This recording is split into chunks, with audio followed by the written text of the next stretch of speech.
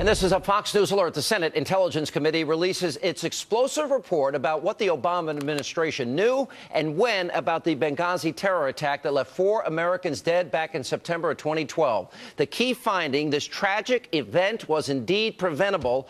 And in just a few moments, Senator Marco Rubio, a member of that committee, will be here to weigh in on this revelation and much more.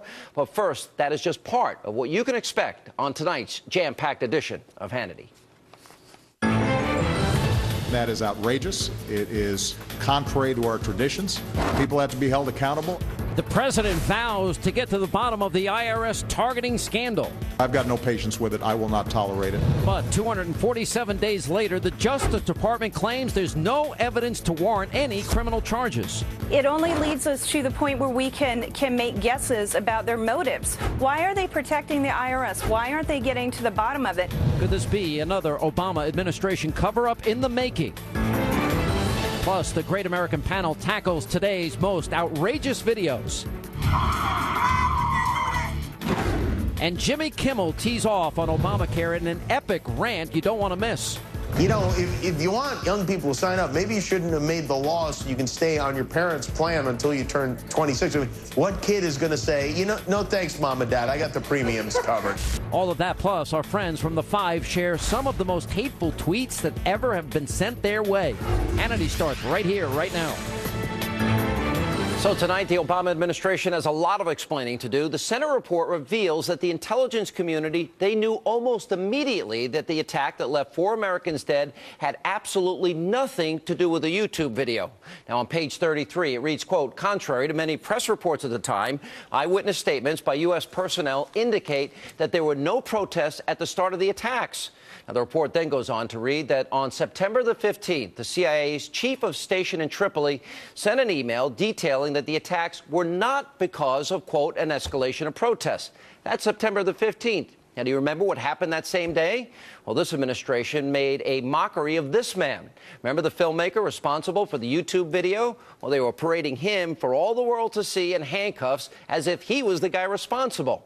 Well, guess what? His amateur video was not to blame, and the administration knew it, and they knew it at the time. And this is where things get worse for them. The very next day, September the 16th, then UN Ambassador Susan Rice made the rounds on 5 different Sunday shows, spewing all of these lies. This was not a pre-planned, premeditated attack. That what happened initially was that it was a spontaneous reaction to what had just transpired in Cairo as a consequence of the video. Now, as if that wasn't bad enough, on page 33 of the Senate report, it goes on to explain that a few days later, on September the 18th, 2012, that the FBI and CIA reviewed the closed-circuit television video from the mission facility, and it showed that there were no protests prior to the attacks. And so by this point, on September the 18th, no one should be blaming the YouTube video, right? Well, but of course, that didn't stop the president from making these unfounded claims 7 days later. Take a look. That is what we saw play out in the last 2 weeks. It was a crude and disgusting video, sparked outrage throughout the Muslim world. Now, I have made it clear that the United States government had nothing to do with this video. All right, it's exhausting just trying to explain the White House's stupidity on this, and that's why it's also infuriating when then Secretary of State Hillary Clinton had the nerve to say this. The fact is, we had 4 dead Americans. Was it because of a protest, or was it because of guys out for a walk one night who decided they'd go kill some Americans? What difference at this point does it make? Senator Clinton makes a huge difference, especially since on page 40 of the report, it reveals that, quote, individuals affiliated with the terrorist groups, including AQIM, Ansar al-Sharia, AQAP, and the Mohammed Jamal Network, participated in the September 11, 2012 attacks. Now, these were not guys out on a walk, Madam Secretary. They were al-Qaeda-related affiliate and terrorists. Joining me now with reaction to all this, Florida Senator Marco Rubio is on the Intelligence Committee. Sir, how are you? Good evening, Sean. Happy New Year. All right, I can't conclude anything else is that everybody on down, they knew the truth, they knew it from the get-go, and they purposely lied. Do you make any other conclusion than that? No, here's what I would conclude. 3 things I'd add to. Number one, you've just illustrated one of them, and that is there's this narrative from the Obama administration that the war against al-Qaeda is over, al-Qaeda is in retreat and incapable of carrying out an attack like this. Well, not only did they do this in Libya, but we see al-Qaeda reforming elements in North Africa. We see it in Syria, now in Iraq. It shows a blind spot that this administration has, and in this case, perhaps withholding information from the American public when they knew better. But here's the other 2 points that are not getting nearly enough attention. Number one, there was a steady stream of reporting that this facility in Benghazi was in grave danger, that this was a very dangerous place. There had been attacks against the facility before. The UK had already pulled out. The Red Cross had pulled out, and they didn't have enough security. To face, they maybe shouldn't have even been there at this stage in the process. Who's responsible for that? The buck stops with Hillary Clinton. Here's the other thing that I would say with regards to it. There was no plan in place. There was not enough military assets ready to deploy to rescue people if they got into trouble. So you have this dangerous place. They knew it was dangerous. They didn't provide security, and they didn't have a plan to extract people. And people need to be held accountable for that failure. All right, so this all could have been prevented had they listened to Ambassador Stevens and others. Is that a fair conclusion? What?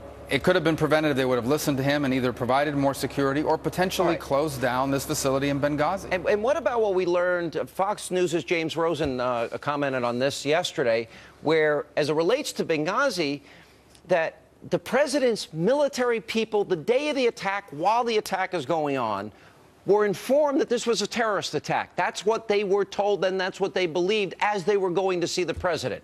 So isn't it logical that we conclude the president knew while the attack was going on it was a terror attack?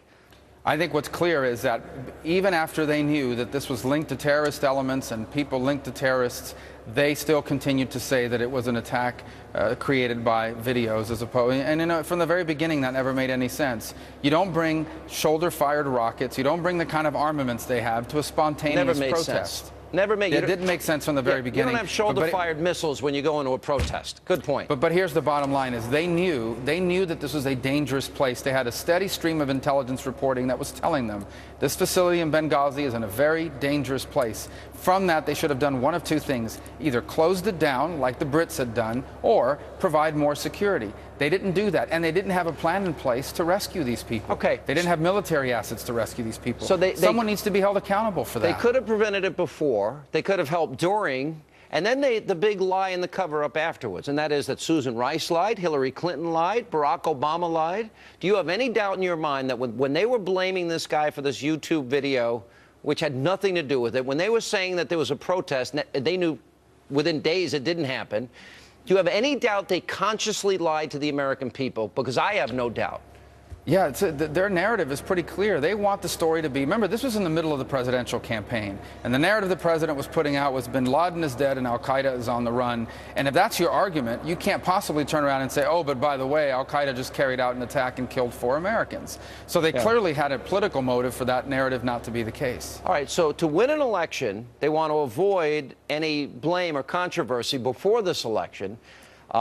They purposely lie and go out there because they screwed up before, during, and after. Now the question is, now that we know that this is true, and by the way, this report wouldn't have come out without Democratic support. That's interesting to me.